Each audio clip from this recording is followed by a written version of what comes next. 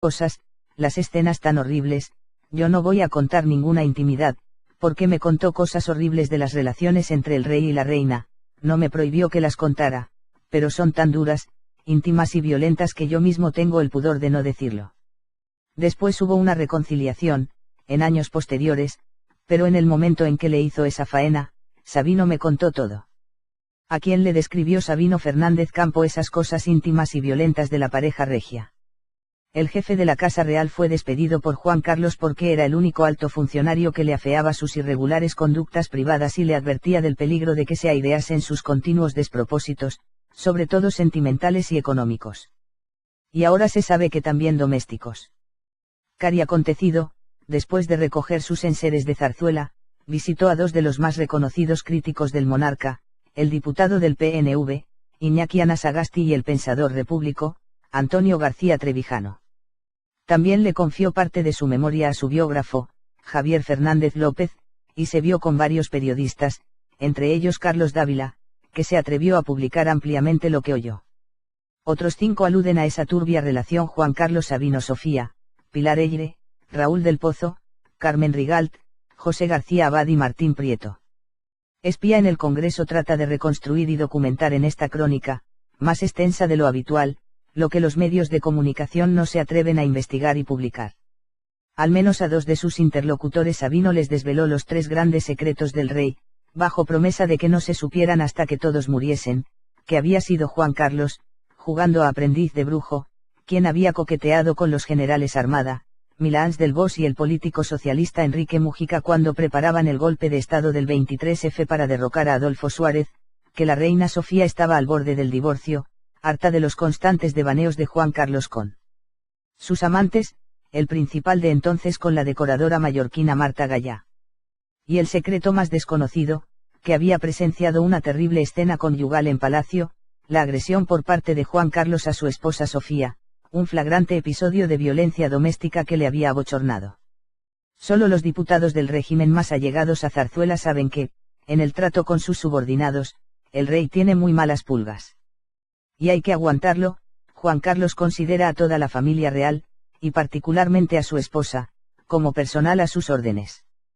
Y para salvaguardar su fidelidad y su silencio no se ha sonrojado al pedirle al presidente Mariano Rajoy, en pleno azote de la crisis, un sueldo millonario para las consortes. El presidente, que no le niega nada a nadie salvo a sus ciudadanos, ha dejado los salarios para 2014 así: Juan Carlos, 292.000 euros, Felipe, 146.000, Sofía, 131.000, y Leticia, octubre de 2.000. El resto son extras. El carácter campechano y abusón de Juan Carlos no es ninguna novedad a sus 78 años, detrás de ese aparente buen humor, está acostumbrado a pagar silencios, agredió a su chofer, solo le gusta el dinero, las mujeres y los deportes, no lee libros, a los gays los llama mariquitas. De formación militar, tuvo una infancia sórdida, mató a su hermano Alfonso en un accidente doméstico, estuvo solo e internado en Suiza desde muy niño, sufrió penurias económicas y continuas novatadas de sus colegas militares cadetes que, hijos de franquistas y falangistas, no admitían la monarquía en España. Sabino conocía bien por qué. En esa época en España era tanto el temor reverencial al rey, similar al que en Marruecos se profesaba antes a Hassan II y ahora a Mohamed V, que ni siquiera las organizaciones feministas e institutos de la mujer en España se cuentan por miles y todos ellos subvencionados con fondos públicos han levantado la voz cuando el rey ha hecho valer un moderno derecho de pernada. Fue denunciado por 2 ciudadanos europeos que aseguran ser sus hijos, poseen testificales por parte de sus respectivas madres y piden una prueba de paternidad, algo que la ley española impide practicar al monarca. Ellos sí se la han hecho y aún viviendo uno en Barcelona, Albert Solà, y otra en Bélgica, Ingrid Sartiau, sin conocerse previamente, han dado positivo, son hermanos. Pero los políticos españoles de la transición hicieron al rey inviolable y es inimputable por cualquier delito, tanto penal como civil. Es una interpretación muy restrictiva de su inmunidad que hace el Consejo General del Poder Judicial, sometido también a su influencia. Ningún juez en España se atrevería a decir lo contrario y de hecho las 2 pruebas de paternidad fueron desestimadas por 2 juezas, María Isabel Ferrer Sama y Milagros Aparicio, para mayor escarnio del feminismo oficial y del principio europeo de igualdad de todos los ciudadanos ante la ley. El jefe de la Casa Real siempre fue un testigo incómodo en la zarzuela y por eso Juan Carlos se lo quitó de encima. Son innumerables los testimonios que así lo acreditan, entre ellos los del propio Sabino. Todos figuran entre las fuentes de esta crónica, pero el episodio más relevante fue el que desencadenó su cese. Lo cuenta el banquero Mario Conde, urdidor de la trama. En el verano de 1992 lo que publicó El Mundo fue una vinculación del rey con Marta Gallá, así, con nombres y apellidos. Era la primera vez que algo semejante sucedía en España. Yo hablé con Pedro J. Ramírez y él me dio una información y yo dije, no me la des a mí, se la das al rey. Y ahí, Pedro J. Ramírez desveló sus fuentes, Sabino Fernández Campo, y el rey se quedó tranquilo. Hubiera sido posible que, a la vista de semejante información, el rey hubiera podido hablar con Agnelli, que controlaba la mayoría del capital de El Mundo. Hubiera sido posible. Hubiera sido posible que, después de hablar con Pedro J., el rey le dijera a Agnelli que no hacía falta vender porque la culpa era de otra persona. Muy posible. La decoradora mallorquina Marta Gallá ya era tan asidua en las estancias veraniegas del monarca en el Palacio de Marivent que los paparazzis podían provocar con sus fotos juntos la ruptura del matrimonio Juan Carlos-Sofía. De hecho, la reina ya había amenazado con el divorcio y su marcha a Londres, donde reside su familia exiliada de Grecia. La desavenencia conyugal hubiera supuesto un problema de Estado, no se sabía cómo reaccionaría la sociedad española ante su mitificado y protegido monarca.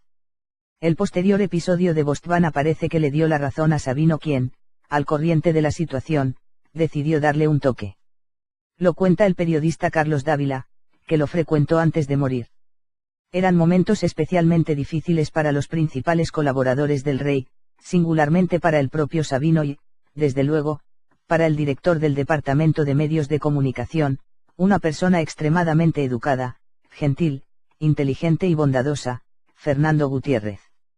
La revista italiana allí había publicado un reportaje en el que, sin disimulos, se refería a una cierta dama española relacionada, en información de la revista, con el rey. El Mundo se hizo eco del reportaje y el rey, visiblemente molesto, llamó a Mario Conde y al director Pedro J. Ramírez. Sin ambajes, le dijo, esto se ha publicado por indicación del general Sabino. Cuando, como hice yo, alguien preguntaba al general por este pasaje, él hacía gala de su sonrisa más templada, también la más sugestiva, y musitaba, casi en tono inaudible, bueno, es cierto que alguna vez he comentado de Rondón con Alonso Manglano, el general Alonso Manglano, director general del CSIC durante el felipismo, que, de vez en vez, no está mal darle un toquecito al rey. Los dos estábamos de acuerdo. Lo cierto es que Juan Carlos culpó a Sabino de haber autorizado la difusión de las fotos de allí en El Mundo, nunca aceptó que sus irresponsables escapadas extraconyugales en pleno verano mallorquín y ante 1000 ojos fuesen la causa y no la consecuencia. Lejos de amilanarse, Juan Carlos prosiguió con sus aventuras amorosas, pues creía dominada a la prensa española, que era la que le importaba.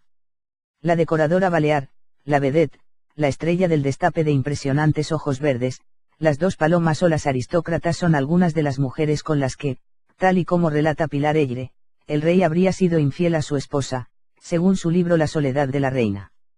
La princesa Corina Saint-Wittgenstein, María Gabriella de Saboya, es mujer de Robert de Volcani, la condesa Olgina Nicoulis de Rovilant, o incluso la propia Sara Montiel aparecen en el libro como apasionadas amantes de su majestad, quien, según Eyre, decidió dar rienda suelta al gen Borbón.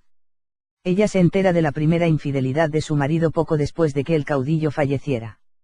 Cuando ésta se produjo, pusieron dormitorios separados y no volvieron a funcionar como matrimonio nunca más. Tras ese episodio, se fue a la India con su madre y sus hijos con la intención de separarse. Luego volvió y aceptó su destino, a pesar de que desde entonces cada uno hace su vida, prosigue la escritora y experta en Casa Real, a la que echaron de Telecinco por desvelar estos episodios en antena. Deben importar los devaneos extramatrimoniales del rey a la sociedad española. Si se producen con dinero público, sí. Y Juan Carlos no solo ha usado a las fuerzas de seguridad del Estado que paga el erario público para cubrir sus infidelidades, sino que, en un gesto sin parangón entre las monarquías cristianas o islámicas, le construyó a la última de sus amantes una casa aneja en el Pardo. Hablamos de la espléndida Carina Saint-Wittgenstein, 50 años, que se instaló con su hijo Alexander en el coto privado de caza de Juan Carlos, también en terreno público, y desde allí le preparó las monterías con sus amigotes, la misma labor que había hecho en Botswana. Y no fueron pocas.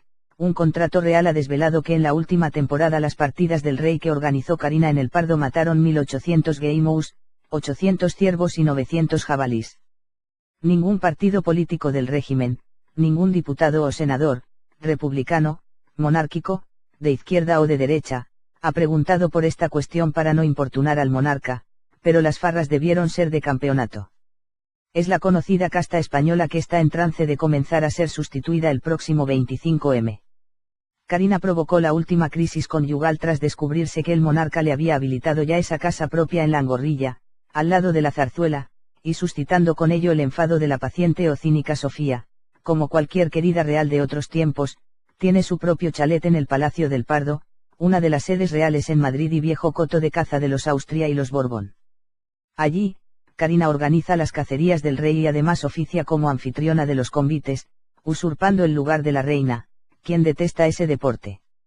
Fue tal el lugar conquistado por la princesa, que hace unos meses él invitó a cenar a sus 3 hijos, Elena, Cristina y Felipe, para notificarles, de una vez por todas, la verdadera naturaleza de su relación con ella, señaló un periodista que publicó algunos detalles. La situación de la pareja real ha seguido deteriorándose hasta tal punto que el periodista Raúl del Pozo llegó a escribir: acabo de saber de muy buena fuente que a principios de 2012, en el comienzo de la legislatura, el rey planteó al presidente del gobierno su intención de divorciarse. Los secretos de alcoba del rey, que ya no son tan confidenciales gracias a la valentía de todos estos periodistas, no son meros asuntos privados. Carlos Dávila asegura que el testaferro del rey, Manuel Prado y Colón de Carvajal, intentó comprar el silencio de Sabino. Y había muchos políticos en el ajo. Un enviado especial del Financiero, luego procesado, le ofreció una magnífica casa de 500 metros cuadrados, una casa antigua, decorada con todo lujo de detalles, en la zona más noble de Madrid. Sabino la rechazó así: yo vivo muy a gusto en mi pisito del centro Colón. Y es que a Sabino la época de la corrupción generalizada que estalló en España en tiempos socialistas le indignaba especialmente. Hasta la casa llegó la deriva de aquella situación fétida e insoportable. Sabino atribuía no solo a Prado, sino incluso al rey Simeón, al que no tenía simpatía alguna, una influencia perniciosa sobre el rey. Afirmaba que no había tenido empacho en comunicar a quien procedía que Simeón se estaba forrando utilizando su nombre, creo, que en vano. Algún momento más, tremendamente delicado, vivió Sabino en la Zarzuela. El rey guardaba con Felipe González una relación muy peculiar, de afecto y camaradería, se puede decir. Cuando se preparaba la Exposición Universal de Sevilla, Felipe González era, a ello se refería Sabino, acosado por asesores y cómplices que querían hacer negocio a costa de la Expo. González, Franco él, se dirigió una vez al jefe de la casa y, enfadado, se expresó así: dile a Manolo Prado que del 20% nada, que se conforme con el 2%. Igualmente enojado, replicó Sabino: no sé de qué me hablas y, en todo caso, ese recado no soy el más indicado para transmitirlo. Según su testimonio, el rey Constantino de Grecia también usaba su nombre para hacer negocios con Zarzuela y facilitar el acceso privilegiado a Juan Carlos, concluye Dávila tras entrevistarse con Sabino. El episodio de violencia doméstica de Juan Carlos contra Sofía se lo relató Sabino al abogado Antonio García Trevijano, que fue amigo del monarca durante su estancia como cadete militar en Zaragoza, donde él ejercía como notario. Sabino estaba dolido por su cese. ¿Recuerda usted si hubo un complot detrás de su destitución como jefe de la Casa Real, en enero de 1993? Le pregunta Javier Fernández López, autor del libro Sabino Fernández Campo. Un hombre de Estado. Hay cosas que conviene perdonar pero no olvidar, porque sirven de experiencia. Yo perdono la calumnia, la faena, y estoy dispuesto a darle la mano a todo el mundo. No quisiera tener enemigos. Sí, en su día soporté la urdimbre que me destituyó de la Zarzuela, y me demostró que soy fuerte. Fue injusto, pero Dios es muy generoso y a veces pone las cosas en su sitio. Estoy muy satisfecho de haber sufrido. Hablando francamente, personas que me empujaron fuera de la Zarzuela, porque les estorbaba, están en peor situación que yo, que ni estoy en el banquillo de los acusados ni en la cárcel ni pendiente de condena. Habla de Mario Conde. Sabino siempre se sintió traicionado simplemente por haber tenido la valentía de defender ante el rey criterios de sensatez y honradez. Con ese estado de ánimo fue a la entrega de unos premios de la Compañía de Seguros Pelayo y allí vio al que fuera amigo del rey cuando solo era un príncipe campechano, algo torpe y atolondrado. Antonio García Trevijano se sorprendió al ver que alguien le tocaba la espalda y se presentaba para felicitarle por haber tenido el valor de acercarse a la verdad. Sabino se refería al artículo que había publicado en El Mundo señalando al rey Juan Carlos como el instigador del golpe, a raíz de la frase de su mensaje a Milans del Bosch: después de este mensaje ya no puedo volverme atrás. Sabino y Trevijano quedaron para más tarde y posteriormente, en un almuerzo a solas en el Club 31, el ya ex jefe de la Casa Real le confirmó nuevamente que Juan Carlos era el responsable último del golpe. En ese sentido le proporcionó varias pruebas. Alfonso Armada se presentó el 11 de febrero en Zarzuela sin tener audiencia y le dio la orden de que le llevara ante Juan Carlos. Y cuando Sabino le dijo que no era posible, consultó con el monarca, y éste le dijo que Armada tenía prioridad. Si no se ha destruido o manipulado, el registro de entrada de Palacio debe confirmar que, para dar paso a Armada, hubo que suprimir la visita de su primo, Alfonso de Borbón. Y el telex original de la agencia F con esa primera declaración: después de este mensaje ya no puedo volverme atrás, fue destruido por un capitán enviado expresamente por Sabino desde Zarzuela a la calle Espronceda. Los detalles del encuentro de Sabino con Trevijano se los proporcionó al periodista Enrique de Diego, al que le concedió una jugosa y larga entrevista disponible en Internet. Sabino Fernández Campo le confirmó que Juan Carlos había sido el organizador del golpe de Estado del 23F que llevó a cabo Alfonso Armada. Trevijano le aseguró a los periodistas coruñeses Isabel Bugaya y Daniel Prieto que se sigue ocultando que el promotor del 23F fue el rey Juan Carlos I. Esto lo dije entonces. Al poco de haber publicado esta opinión mía en un periódico, El Mundo, Sabino Fernández Campos, secretario general de la Casa Real Española, me dijo que yo había sido el único que había dicho la verdad sobre aquellos hechos. Además, me confirmó que mi interpretación había sido exacta y que el rey había sido el responsable de todo. En vida, Sabino jamás lo desmintió. Y añade que el alto cargo de la Casa Real proporcionó varios indicios que deberían ser investigados. El socialista Enrique Mújica, con el acuerdo tácito de Felipe González, dio luz verde a la operación en la cena con el general Armada en Jaca. La propia reina Sofía cometió la maliciosa indiscreción de contar que el rey engañó a los generales diciéndoles que estaba de acuerdo con ellos, una forma de justificar su inicial apoyo, y después cumplió su promesa de que hablaría con los jueces para que no hubiera condenas a la mayoría de los militares del 23F. Por eso Armada entra en la Zarzuela y en el Congreso ofreciendo un gobierno de concentración con 19 ministros y un avión para Tejero.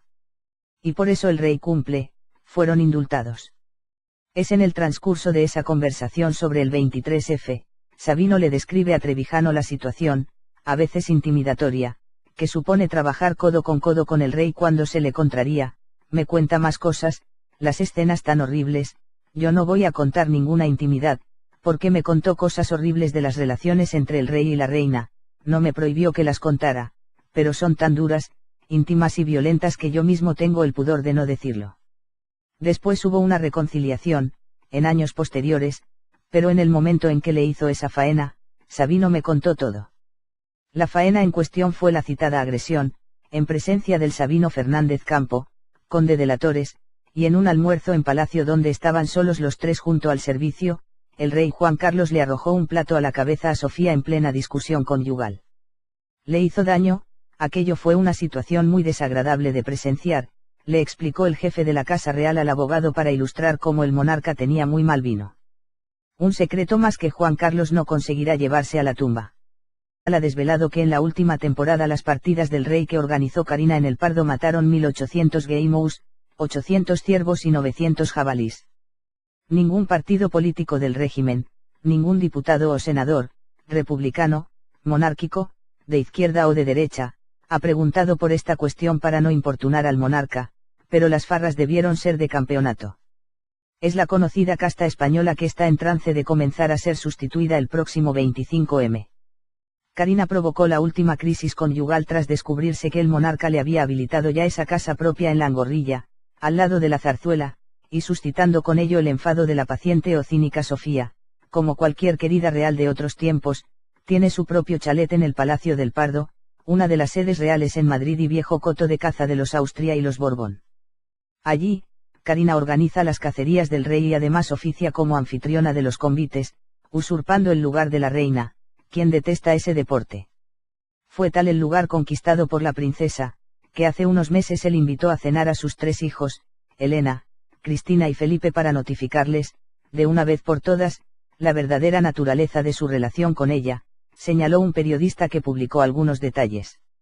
La situación de la pareja real ha seguido deteriorándose hasta tal punto que el periodista Raúl del Pozo llegó a escribir: acabo de saber de muy buena fuente que a principios de 2012, en el comienzo de la legislatura, el rey planteó al presidente del gobierno su intención de divorciarse. Los secretos de alcoba del rey, que ya no son tan confidenciales gracias a la valentía de todos estos periodistas, no son meros asuntos privados. Carlos Dávila asegura que el testaferro del rey, Manuel Prado y Colón de Carvajal, intentó comprar el silencio de Sabino. Y había muchos políticos en el ajo. Un enviado especial del Financiero, luego procesado, le ofreció una magnífica casa de 500 metros cuadrados, una casa antigua, decorada con todo lujo de detalles, en la zona más noble de Madrid. Sabino la rechazó así: yo vivo muy a gusto en mi pisito del centro Colón. Y es que a Sabino la época de la corrupción generalizada que estalló en España en tiempos socialistas le indignaba especialmente. Hasta la casa llegó la deriva de aquella situación fétida e insoportable. Sabino atribuía no solo a Prado, sino incluso al rey Simeón, al que no tenía simpatía alguna, una influencia perniciosa sobre el rey. Afirmaba que no había tenido empacho en comunicar a quien procedía que Simeón se estaba forrando utilizando su nombre, creo, que en vano. Algún momento más, tremendamente delicado, vivió Sabino en la Zarzuela. El rey guardaba con Felipe González una relación muy peculiar, de afecto y camaradería, se puede decir. Cuando se preparaba la Exposición Universal de Sevilla, Felipe González era, a ello se refería Sabino, acosado por asesores y cómplices que querían hacer negocio a costa de la Expo. González, Franco él, se dirigió una vez al jefe de la casa y, enfadado, se expresó así: dile a Manolo Prado que del 20% nada, que se conforme con el 2%. Igualmente enojado, replicó Sabino: no sé de qué me hablas y, en todo caso, ese recado no soy el más indicado para transmitirlo. Según su testimonio, el rey Constantino de Grecia también usaba su nombre para hacer negocios con Zarzuela y facilitar el acceso privilegiado a Juan Carlos, concluye Dávila tras entrevistarse con Sabino. El episodio de violencia doméstica de Juan Carlos contra Sofía se lo relató Sabino al abogado Antonio García Trevijano, que fue amigo del monarca durante su estancia como cadete militar en Zaragoza, donde él ejercía como notario. Sabino estaba dolido por su cese. ¿Recuerda usted si hubo un complot detrás de su destitución como jefe de la Casa Real, en enero de 1993? Le pregunta Javier Fernández López, autor del libro Sabino Fernández Campo. Un hombre de Estado. Hay cosas que conviene perdonar pero no olvidar, porque sirven de experiencia. Yo perdono la calumnia, la faena, y estoy dispuesto a darle la mano a todo el mundo. No quisiera tener enemigos. Sí, en su día soporté la urdimbre que me destituyó de la Zarzuela, y me demostró que soy fuerte. Fue injusto, pero Dios es muy generoso y a veces pone las cosas en su sitio. Estoy muy satisfecho de haber sufrido. Hablando francamente, personas que me empujaron fuera de la Zarzuela, porque les estorbaba, están en peor situación que yo, que ni estoy en el banquillo de los acusados ni en la cárcel ni pendiente de condena. Habla de Mario Conde. Sabino siempre se sintió traicionado simplemente por haber tenido la valentía de defender ante el rey criterios de sensatez y honradez. Con ese estado de ánimo fue a la entrega de unos premios de la Compañía de Seguros Pelayo y allí vio al que fuera amigo del rey cuando solo era un príncipe campechano, algo torpe y atolondrado. Antonio García Trevijano se sorprendió al ver que alguien le tocaba la espalda y se presentaba para felicitarle por haber tenido el valor de acercarse a la verdad. Sabino se refería al artículo que había publicado en El Mundo señalando al rey Juan Carlos como el instigador del golpe, a raíz de la frase de su mensaje a Milans del Bosch: después de este mensaje ya no puedo volverme atrás. Sabino y Trevijano quedaron para más tarde y posteriormente, en un almuerzo a solas en el Club 31, el ya ex jefe de la Casa Real le confirmó nuevamente que Juan Carlos era el responsable último del golpe. En ese sentido le proporcionó varias pruebas. Alfonso Armada se presentó el 11 de febrero en Zarzuela sin tener audiencia y le dio la orden de que le llevara ante Juan Carlos. Y cuando Sabino le dijo que no era posible, consultó con el monarca, y éste le dijo que Armada tenía prioridad. Si no se ha destruido o manipulado, el registro de entrada de Palacio debe confirmar que, para dar paso a Armada, hubo que suprimir la visita de su primo, Alfonso de Borbón. Y el telex original de la agencia F con esa primera declaración después de este mensaje "ya no puedo volverme atrás" fue destruido por un capitán enviado expresamente por Sabino desde Zarzuela a la calle Espronceda. Los detalles del encuentro de Sabino con Trevijano se los proporcionó al periodista Enrique de Diego, al que le concedió una jugosa y larga entrevista disponible en Internet. Sabino Fernández Campo le confirmó que Juan Carlos había sido el organizador del golpe de Estado del 23F que llevó a cabo Alfonso Armada. Trevijano le aseguró a los periodistas coruñeses Isabel Bugaya y Daniel Prieto que se sigue ocultando que el promotor del 23F fue el rey Juan Carlos I. Esto lo dije entonces. Al poco de haber publicado esta opinión mía en un periódico, El Mundo me cuenta más cosas, las escenas tan horribles. Yo no voy a contar ninguna intimidad, porque me contó cosas horribles de las relaciones entre el rey y la reina, no me prohibió que las contara, pero son tan duras, íntimas y violentas que yo mismo tengo el pudor de no decirlo. Después hubo una reconciliación, en años posteriores, pero en el momento en que le hizo esa faena, Sabino me contó todo. ¿A quién le describió Sabino Fernández Campo esas cosas íntimas y violentas de la pareja regia? El jefe de la Casa Real fue despedido por Juan Carlos porque era el único alto funcionario que le afeaba sus irregulares conductas privadas y le advertía del peligro de que se aireasen sus continuos despropósitos, sobre todo sentimentales y económicos. Y ahora se sabe que también domésticos. Cari Acontecido, después de recoger sus enseres de Zarzuela, visitó a dos de los más reconocidos críticos del monarca, el diputado del PNV, Iñaki Anasagasti, y el pensador repúblico, Antonio García Trevijano. También le confió parte de su memoria a su biógrafo, Javier Fernández López, y se vio con varios periodistas, entre ellos Carlos Dávila, que se atrevió a publicar ampliamente lo que oyó. Otros 5 aluden a esa turbia relación: Juan Carlos Sabino Sofía, Pilar Eyre, Raúl del Pozo, Carmen Rigalt, José García Abad y Martín Prieto. Espía en el Congreso trata de reconstruir y documentar en esta crónica, más extensa de lo habitual, lo que los medios de comunicación no se atreven a investigar y publicar.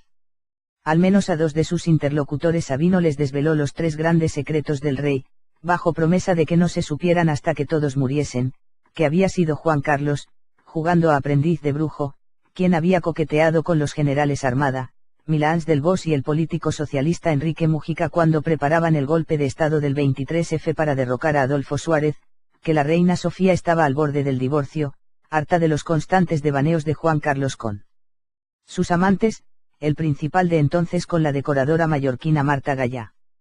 Y el secreto más desconocido, que había presenciado una terrible escena conyugal en Palacio, la agresión por parte de Juan Carlos a su esposa Sofía, un flagrante episodio de violencia doméstica que le había abochornado. Solo los diputados del régimen más allegados a Zarzuela saben que, en el trato con sus subordinados, el rey tiene muy malas pulgas. Y hay que aguantarlo. Juan Carlos considera a toda la familia real, y particularmente a su esposa, como personal a sus órdenes. Y para salvaguardar su fidelidad y su silencio no se ha sonrojado al pedirle al presidente Mariano Rajoy, en pleno azote de la crisis, un sueldo millonario para las consortes. El presidente, que no le niega nada a nadie salvo a sus ciudadanos, ha dejado los salarios para 2014 así: Juan Carlos, 292.000 euros, Felipe, 146.000, Sofía, 131.000, y Leticia, octubre de 2.000. El resto son extras. El carácter campechano y abusón de Juan Carlos no es ninguna novedad a sus 78 años, detrás de ese aparente buen humor, está acostumbrado a pagar silencios, agredió a su chofer, solo le gusta el dinero, las mujeres y los deportes, no lee libros, a los gays los llama mariquitas. De formación militar, tuvo una infancia sórdida, mató a su hermano Alfonso en un accidente doméstico, estuvo solo e internado en Suiza desde muy niño, sufrió penurias económicas y continuas novatadas de sus colegas militares cadetes que, hijos de franquistas y falangistas, no admitían la monarquía en España. Sabino conocía bien por qué. En esa época en España era tanto el temor reverencial al rey, similar al que en Marruecos se profesaba antes a Hassan II y ahora a Mohamed V, que ni siquiera las organizaciones feministas e institutos de la mujer en España se cuentan por miles y todos ellos subvencionados con fondos públicos han levantado la voz cuando el rey ha hecho valer un moderno derecho de pernada. Fue denunciado por 2 ciudadanos europeos que aseguran ser sus hijos, poseen testificales por parte de sus respectivas madres y piden una prueba de paternidad, algo que la ley española impide practicar al monarca. Ellos sí se la han hecho y aún viviendo uno en Barcelona, Albert Solà, y otra en Bélgica, Ingrid Sartiau, sin conocerse previamente, han dado positivo, son hermanos. Pero los políticos españoles de la transición hicieron al rey inviolable y es inimputable por cualquier delito, tanto penal como civil. Es una interpretación muy restrictiva de su inmunidad que hace el Consejo General del Poder Judicial, sometido también a su influencia. Ningún juez en España se atrevería a decir lo contrario y de hecho las 2 pruebas de paternidad fueron desestimadas por 2 juezas, María Isabel Ferrer Sama y Milagros Aparicio, para mayor escarnio del feminismo oficial y del principio europeo de igualdad de todos los ciudadanos ante la ley. El jefe de la Casa Real siempre fue un testigo incómodo en la zarzuela y por eso Juan Carlos se lo quitó de encima. Son innumerables los testimonios que así lo acreditan, entre ellos los del propio Sabino. Todos figuran entre las fuentes de esta crónica, pero el episodio más relevante fue el que desencadenó su cese. Lo cuenta el banquero Mario Conde, urdidor de la trama. En el verano de 1992 lo que publicó El Mundo fue una vinculación del rey con Marta Gallá, así, con nombres y apellidos. Era la primera vez que algo semejante sucedía en España. Yo hablé con Pedro J. Ramírez y él me dio una información y yo dije, no me la des a mí, se la das al rey. Y ahí, Pedro J. Ramírez desveló sus fuentes, Sabino Fernández Campo, y el rey se quedó tranquilo. Hubiera sido posible que, a la vista de semejante información, el rey hubiera podido hablar con Agnelli, que controlaba la mayoría del capital de El Mundo. Hubiera sido posible. Hubiera sido posible que, después de hablar con Pedro J., el rey le dijera a Agnelli que no hacía falta vender porque la culpa era de otra persona. Muy posible. La decoradora mallorquina Marta Gallá ya era tan asidua en las estancias veraniegas del monarca en el Palacio de Marivent que los paparazzis podían provocar con sus fotos juntos la ruptura del matrimonio Juan Carlos-Sofía. De hecho, la reina ya había amenazado con el divorcio y su marcha a Londres, donde reside su familia exiliada de Grecia. La desavenencia conyugal hubiera supuesto un problema de Estado, no se sabía cómo reaccionaría la sociedad española ante su mitificado y protegido monarca. El posterior episodio de Botswana parece que le dio la razón a Sabino quien, al corriente de la situación, decidió darle un toque. Lo cuenta el periodista Carlos Dávila, que lo frecuentó antes de morir. Eran momentos especialmente difíciles para los principales colaboradores del rey, singularmente para el propio Sabino y, desde luego, para el director del Departamento de Medios de Comunicación, una persona extremadamente educada, gentil, inteligente y bondadosa, Fernando Gutiérrez. La revista italiana allí había publicado un reportaje en el que, sin disimulos, se refería a una cierta dama española relacionada, en información de la revista, con el rey. El Mundo se hizo eco del reportaje y el rey, visiblemente molesto, llamó a Mario Conde y al director Pedro J. Ramírez. Sin ambajes, le dijo, esto se ha publicado por indicación del general Sabino.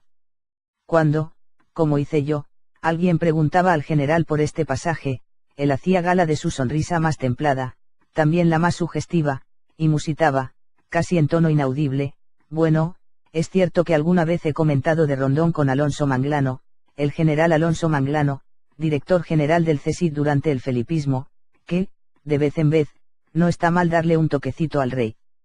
Los dos estábamos de acuerdo. Lo cierto es que Juan Carlos culpó a Sabino de haber autorizado la difusión de las fotos de allí en El Mundo, nunca aceptó que sus irresponsables escapadas extraconyugales en pleno verano mallorquín y ante 1000 ojos fuesen la causa y no la consecuencia.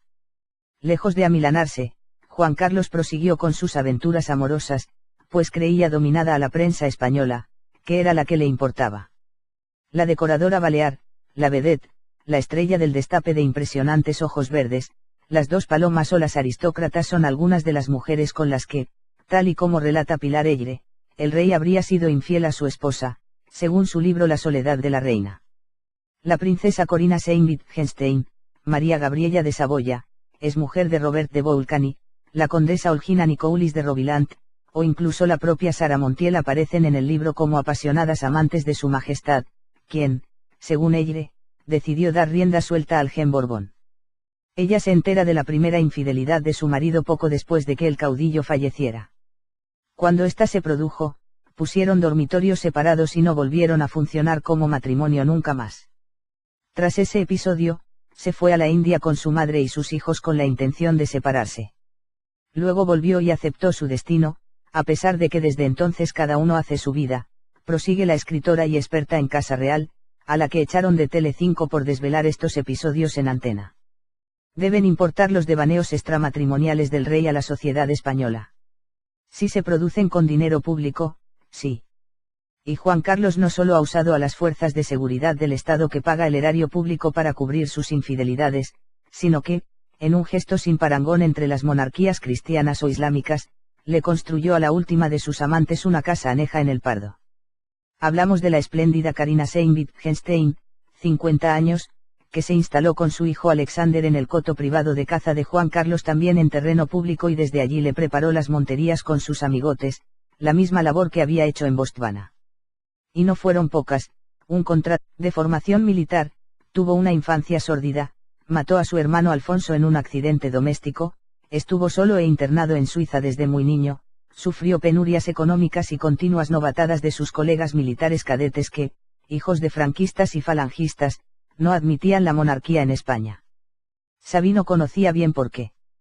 En esa época en España era tanto el temor reverencial al rey, similar al que en Marruecos se profesaba antes a Hassan II y ahora a Mohamed V, que ni siquiera las organizaciones feministas e institutos de la mujer en España se cuentan por miles y todos ellos subvencionados con fondos públicos han levantado la voz cuando el rey ha hecho valer un moderno derecho de pernada, fue denunciado por 2 ciudadanos europeos que aseguran ser sus hijos, poseen testificales por parte de sus respectivas madres y piden una prueba de paternidad, algo que la ley española impide practicar al monarca.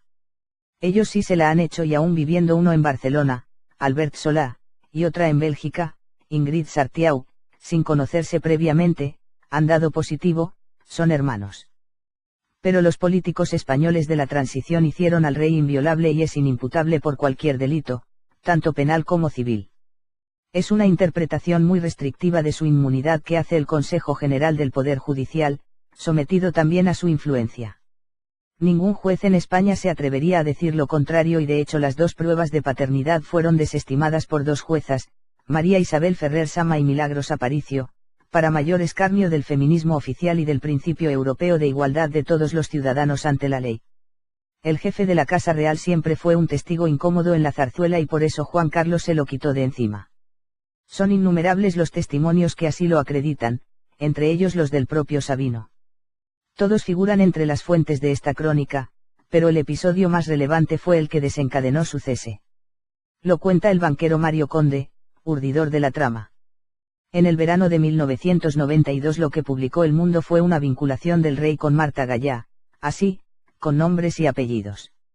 Era la primera vez que algo semejante sucedía en España. Yo hablé con Pedro J. Ramírez y él me dio una información y yo dije, no me la des a mí, se la das al rey.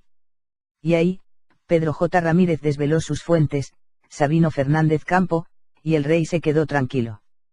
Hubiera sido posible que, a la vista de semejante información, el rey hubiera podido hablar con Agnelli, que controlaba la mayoría del capital de El Mundo. Hubiera sido posible. Hubiera sido posible que, después de hablar con Pedro J., el rey le dijera a Agnelli que no hacía falta vender porque la culpa era de otra persona. Muy posible. La decoradora mallorquina Marta Gallá ya era tan asidua en las estancias veraniegas del monarca en el Palacio de Marivent que los paparazzis podían provocar con sus fotos juntos la ruptura del matrimonio Juan Carlos Sofía. Viviendo uno en Barcelona, Albert Solà, y otra en Bélgica, Ingrid Sartiau, sin conocerse previamente, han dado positivo, son hermanos. Pero los políticos españoles de la transición hicieron al rey inviolable y es inimputable por cualquier delito, tanto penal como civil. Es una interpretación muy restrictiva de su inmunidad que hace el Consejo General del Poder Judicial, sometido también a su influencia. Ningún juez en España se atrevería a decir lo contrario y de hecho las 2 pruebas de paternidad fueron desestimadas por 2 juezas, María Isabel Ferrer Sama y Milagros Aparicio, para mayor escarnio del feminismo oficial y del principio europeo de igualdad de todos los ciudadanos ante la ley. El jefe de la Casa Real siempre fue un testigo incómodo en la zarzuela y por eso Juan Carlos se lo quitó de encima. Son innumerables los testimonios que así lo acreditan, entre ellos los del propio Sabino. Todos figuran entre las fuentes de esta crónica, pero el episodio más relevante fue el que desencadenó su cese.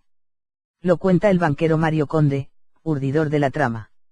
En el verano de 1992 lo que publicó El Mundo fue una vinculación del rey con Marta Gallá, así, con nombres y apellidos. Era la primera vez que algo semejante sucedía en España. Yo hablé con Pedro J. Ramírez y él me dio una información y yo dije, no me la des a mí, se la das al rey. Y ahí, Pedro J. Ramírez desveló sus fuentes, Sabino Fernández Campo, y el rey se quedó tranquilo. Hubiera sido posible que, a la vista de semejante información, el rey hubiera podido hablar con Agnelli, que controlaba la mayoría del capital de El Mundo. Hubiera sido posible. Hubiera sido posible que, después de hablar con Pedro J., el rey le dijera a Agnelli que no hacía falta vender porque la culpa era de otra persona. Muy posible. La decoradora mallorquina Marta Gallá ya era tan asidua en las estancias veraniegas del monarca en el Palacio de Marivent que los paparazzis podían provocar con sus fotos juntos la ruptura del matrimonio Juan Carlos-Sofía.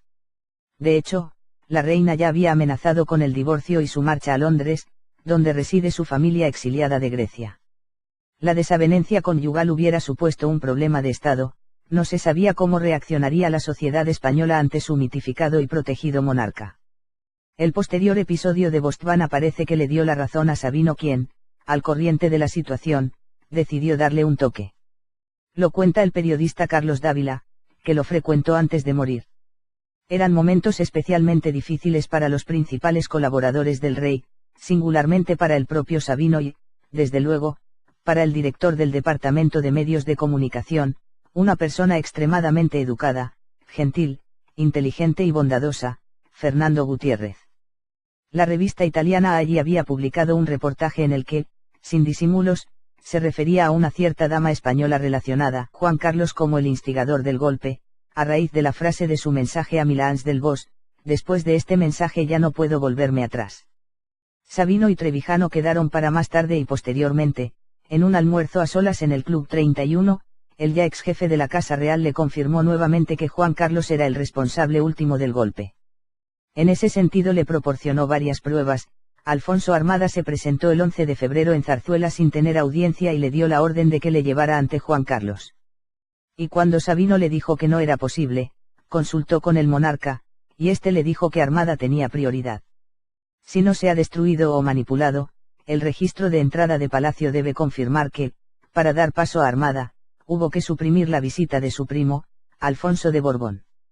Y el telex original de la agencia F con esa primera declaración después de este mensaje ya no puedo volverme atrás fue destruido por un capitán enviado expresamente por Sabino desde Zarzuela a la calle Espronceda.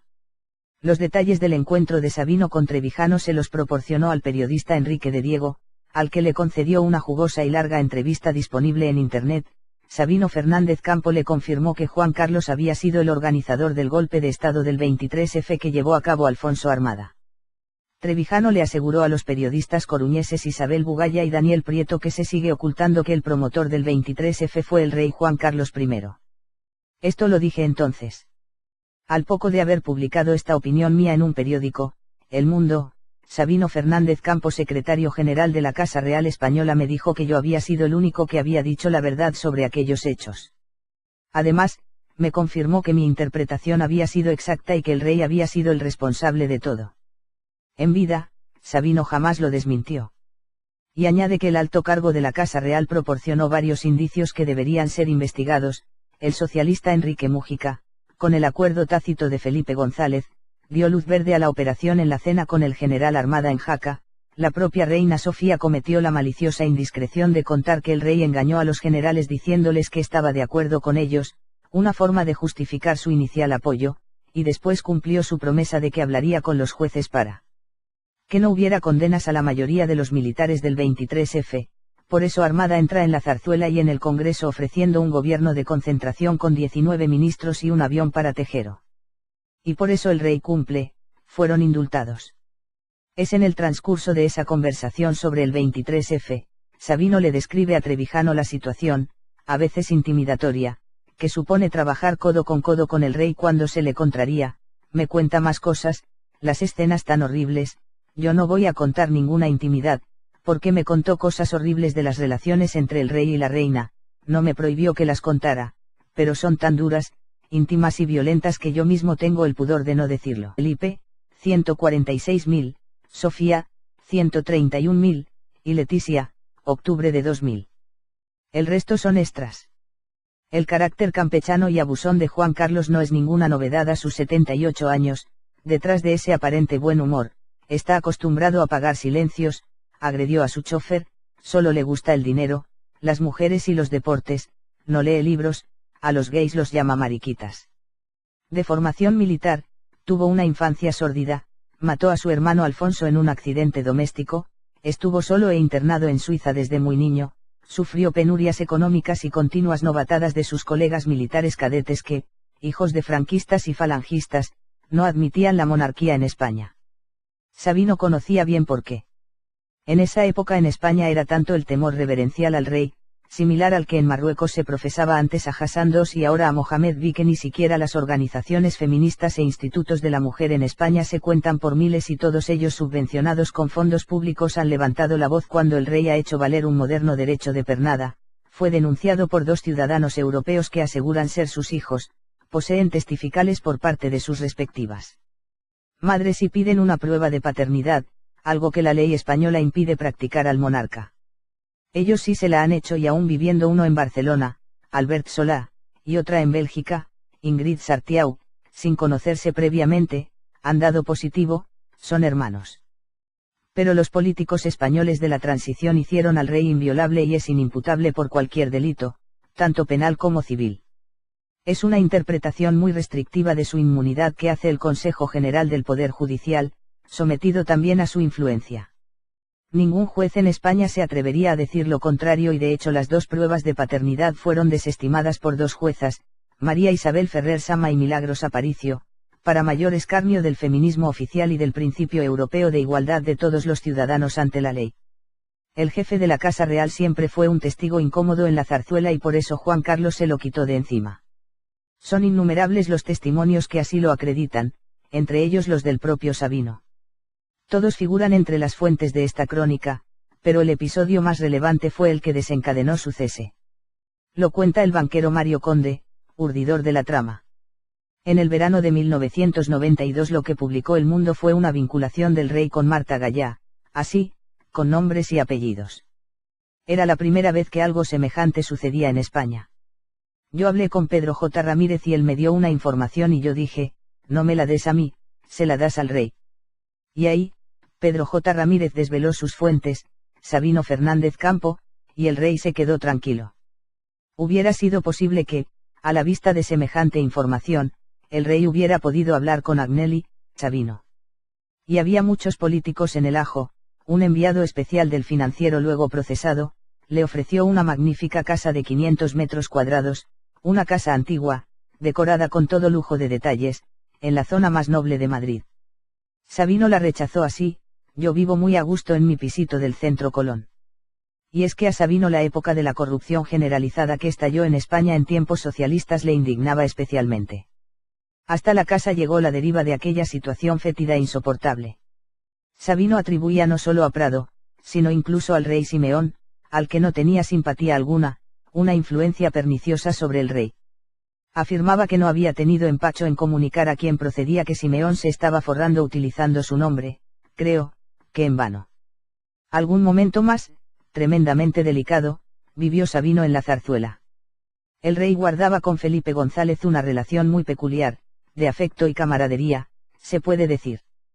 Cuando se preparaba la Exposición Universal de Sevilla, Felipe González era, a ello se refería Sabino, acosado por asesores y cómplices que querían hacer negocio a costa de la Expo. González, Franco él, se dirigió una vez al jefe de la casa y, enfadado, se expresó así, dile a Manolo Prado que del 20% nada, que se conforme con el 2%. Igualmente enojado, replicó Sabino, no sé de qué me hablas y, en todo caso, ese recado no soy el más indicado para transmitirlo. Según su testimonio, el rey Constantino de Grecia también usaba su nombre para hacer negocios con Zarzuela y facilitar el acceso privilegiado a Juan Carlos, concluye Dávila tras entrevistarse con Sabino. El episodio de violencia doméstica de Juan Carlos contra Sofía se lo relató Sabino al abogado Antonio García Trevijano, que fue amigo del monarca durante su estancia como cadete militar en Zaragoza, donde él ejercía como notario. Sabino estaba dolido por su cese. ¿Recuerda usted si hubo un complot detrás de su destitución como jefe de la Casa Real, en enero de 1993? Le pregunta Javier Fernández López, autor del libro Sabino Fernández Campo. Un hombre de Estado. Hay cosas que conviene perdonar pero no olvidar, porque sirven de experiencia. Yo perdono la calumnia, la faena, y estoy dispuesto a darle la mano a todo el mundo, no quisiera tener enemigos. Sí, en su día soporté la urdimbre que me destituyó de la zarzuela, y me demostró que soy fuerte. Fue injusto, pero Dios es muy generoso y a veces pone las cosas en su sitio. Estoy muy satisfecho de haber sufrido.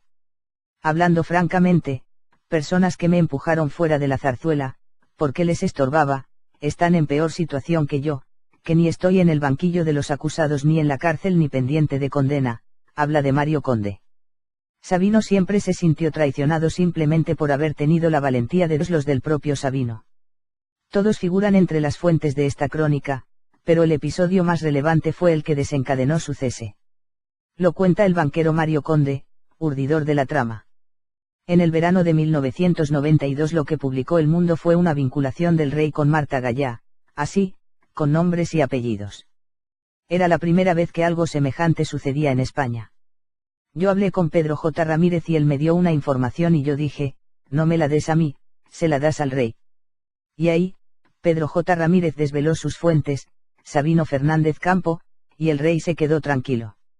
Hubiera sido posible que, a la vista de semejante información, el rey hubiera podido hablar con Agnelli, que controlaba la mayoría del capital de El Mundo.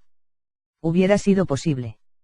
Hubiera sido posible que, después de hablar con Pedro J., el rey le dijera a Agnelli que no hacía falta vender porque la culpa era de otra persona. Muy posible. La decoradora mallorquina Marta Gallá ya era tan asidua en las estancias veraniegas del monarca en el Palacio de Marivent que los paparazzis podían provocar con sus fotos juntos la ruptura del matrimonio Juan Carlos-Sofía. De hecho, la reina ya había amenazado con el divorcio y su marcha a Londres, donde reside su familia exiliada de Grecia. La desavenencia conyugal hubiera supuesto un problema de Estado. No se sabía cómo reaccionaría la sociedad española ante su mitificado y protegido monarca.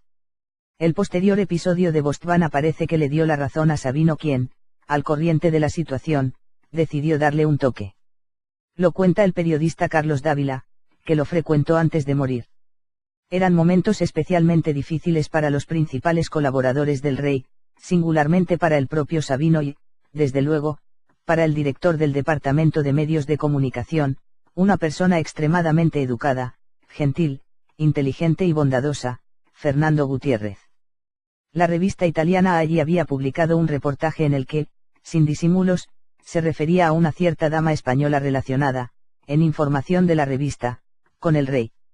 El Mundo se hizo eco del reportaje y el rey, visiblemente molesto, llamó a Mario Conde y al director Pedro J. Ramírez. Sin ambajes, le dijo, esto se ha publicado por indicación del general Sabino. Cuando, como hice yo, alguien preguntaba al general por este pasaje, él hacía gala de su sonrisa más templada, también la más sugestiva, y musitaba, casi en tono inaudible, bueno, es cierto que alguna vez he comentado de Rondón con Alonso Manglano, el general Alonso Manglano, director general del CSIC durante el felipismo, que, de vez en vez, no está mal darle un toquecito al rey. Los dos estábamos de acuerdo. Lo cierto es que Juan Carlos culpó a Sabino de haber autorizado la difusión de las fotos de allí en El Mundo, nunca aceptó que sus irresponsaje a Milans del Bosch, después de este mensaje ya no puedo volverme atrás. Sabino y Trevijano quedaron para más tarde y posteriormente, en un almuerzo a solas en el Club 31, el ya ex jefe de la Casa Real le confirmó nuevamente que Juan Carlos era el responsable último del golpe. En ese sentido le proporcionó varias pruebas. Alfonso Armada se presentó el 11 de febrero en Zarzuela sin tener audiencia y le dio la orden de que le llevara ante Juan Carlos. Y cuando Sabino le dijo que no era posible, consultó con el monarca, y éste le dijo que Armada tenía prioridad. Si no se ha destruido o manipulado, el registro de entrada de Palacio debe confirmar que, para dar paso a Armada, hubo que suprimir la visita de su primo, Alfonso de Borbón. Y el telex original de la agencia F con esa primera declaración después de este mensaje "ya no puedo volverme atrás" fue destruido por un capitán enviado expresamente por Sabino desde Zarzuela a la calle Espronceda. Los detalles del encuentro de Sabino con Trevijano se los proporcionó al periodista Enrique de Diego, al que le concedió una jugosa y larga entrevista disponible en Internet. Sabino Fernández Campo le confirmó que Juan Carlos había sido el organizador del golpe de Estado del 23F que llevó a cabo Alfonso Armada. Trevijano le aseguró a los periodistas coruñeses Isabel Bugaya y Daniel Prieto que se sigue ocultando que el promotor del 23F fue el rey Juan Carlos I. Esto lo dije entonces. Al poco de haber publicado esta opinión mía en un periódico, El Mundo me cuenta más cosas, las escenas tan horribles, yo no voy a contar ninguna intimidad, porque me contó cosas horribles de las relaciones entre el rey y la reina, no me prohibió que las contara, pero son tan duras, íntimas y violentas que yo mismo tengo el pudor de no decirlo. Después hubo una reconciliación, en años posteriores, pero en el momento en que le hizo esa faena, Sabino me contó todo. ¿A quién le describió Sabino Fernández Campo esas cosas íntimas y violentas de la pareja regia? El jefe de la Casa Real fue despedido por Juan Carlos porque era el único alto funcionario que le afeaba sus irregulares conductas privadas y le advertía del peligro de que se aireasen sus continuos despropósitos, sobre todo sentimentales y económicos. Y ahora se sabe que también domésticos. Cari acontecido, después de recoger sus enseres de Zarzuela, visitó a dos de los más reconocidos críticos del monarca, el diputado del PNV, Iñaki Anasagasti, y el pensador repúblico, Antonio García Trevijano. También le confió parte de su memoria a su biógrafo, Javier Fernández López, y se vio con varios periodistas, entre ellos Carlos Dávila, que se atrevió a publicar ampliamente lo que oyó. Otros 5 aluden a esa turbia relación: Juan Carlos Sabino Sofía, Pilar Eyre, Raúl del Pozo, Carmen Rigalt, José García Abad y Martín Prieto. Espía en el Congreso trata de reconstruir y documentar en esta crónica, más extensa de lo habitual, lo que los medios de comunicación no se atreven a investigar y publicó. Fernández Campo, secretario general de la Casa Real Española, me dijo que yo había sido el único que había dicho la verdad sobre aquellos hechos. Además, me confirmó que mi interpretación había sido exacta y que el rey había sido el responsable de todo. En vida, Sabino jamás lo desmintió. Y añade que el alto cargo de la Casa Real proporcionó varios indicios que deberían ser investigados. El socialista Enrique Mújica, con el acuerdo tácito de Felipe González, dio luz verde a la operación en la cena con el general Armada en Jaca. La propia reina Sofía cometió la maliciosa indiscreción de contar que el rey engañó a los generales diciéndoles que estaba de acuerdo con ellos, una forma de justificar su inicial apoyo, y después cumplió su promesa de que hablaría con los jueces para que no hubiera condenas a la mayoría de los militares del 23F. Por eso Armada entra en la Zarzuela y en el Congreso ofreciendo un gobierno de concentración con 19 ministros y un avión para Tejero. Y por eso el rey cumple, fueron indultados. Es en el transcurso de esa conversación sobre el 23F, Sabino le describe a Trevijano la situación, a veces intimidatoria, que supone trabajar codo con el rey cuando se le contraría. Me cuenta más cosas, las escenas tan horribles, yo no voy a contar ninguna intimidad, porque me contó cosas horribles de las relaciones entre el rey y la reina, no me prohibió que las contara, pero son tan duras, íntimas y violentas que yo mismo tengo el pudor de no decirlo. Después hubo una reconciliación, en años posteriores, pero en el momento en que le hizo esa faena, Sabino me contó todo. La faena en cuestión fue la citada agresión, en presencia del Sabino Fernández Campo, conde de la Torres, y en un almuerzo en palacio donde estaban solos los tres junto al servicio, el rey Juan Carlos le arrojó un plato a la cabeza a Sofía en plena discusión conyugal. Le hizo daño, aquello fue una situación muy desagradable de presenciar, le explicó el jefe de la Casa Real al abogado para ilustrar cómo el monarca tenía muy mal vino. Un secreto más que Juan Carlos no conseguirá llevarse a la tumba. Ha desvelado que en la última temporada las partidas del rey que organizó Karina en el Pardo mataron 1800 gueimous, 800 ciervos y 900 jabalís. Ningún partido político del régimen, ningún diputado o senador, republicano, monárquico, de izquierda o de derecha, ha preguntado por esta cuestión para no importunar al monarca, pero las farras debieron ser de campeonato. Es la conocida casta española que está en trance de comenzar a ser sustituida el próximo 25M. Karina provocó la última crisis conyugal tras descubrirse que el monarca le había habilitado ya esa casa propia en la Angorrilla, al lado de la Zarzuela, y suscitando con ello el enfado de la paciente o cínica Sofía. Como cualquier querida real de otros tiempos, tiene su propio chalet en el Palacio del Pardo, una de las sedes reales en Madrid y viejo coto de caza de los Austria y los Borbón. Allí, Karina organiza las cacerías del rey y además oficia